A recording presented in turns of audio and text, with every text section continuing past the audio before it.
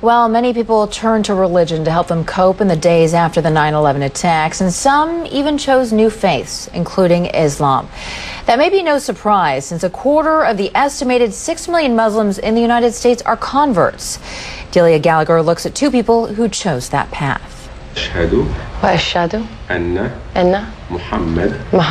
Allison Poole says this phrase 3 times in Arabic and then in English. There is no God but God. And I bear witness that Muhammad is the messenger of God.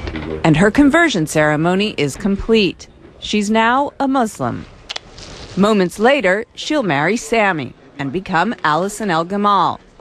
But Allison, who was raised a Southern Baptist in North Carolina, says faith, not marriage, made her want to become a Muslim. I think for a long time I've been looking for something. There's been like a piece missing. Always one little thing that maybe wasn't right. At a ceremony marking the Muslim holy month of Ramadan, she explained why Islam appeals to her. I think because it's much more about peace. I'm praying 5 times a day. It's kind of hard to go out and say bad things or do bad things when you're praying 5 times a day. And you have to believe. The imam who married Allison says he's seen more American converts recently, in part because of the prominence of Islam in the news. It may sound paradoxical, but what happens is that when something becomes more in the news, people tend to want to know about it. Allison says she was already on a spiritual quest when she began to hear a lot about Islam post 9/11.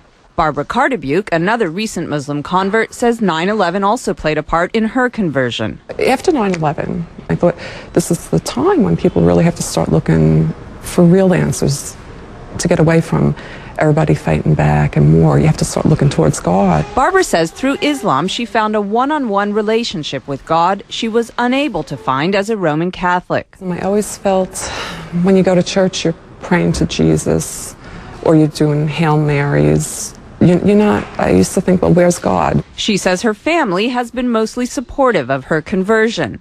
Allison says her family is completely behind her decision, but occasionally she's reminded that not everyone is. I was walking around down near the World Trade Center, and this woman walked by, and she said, "I want to just go bomb those Muslim bastards."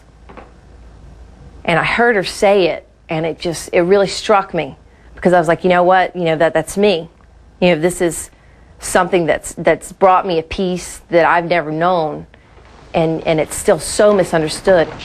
It's a choice she's proud of and says she'll keep for life.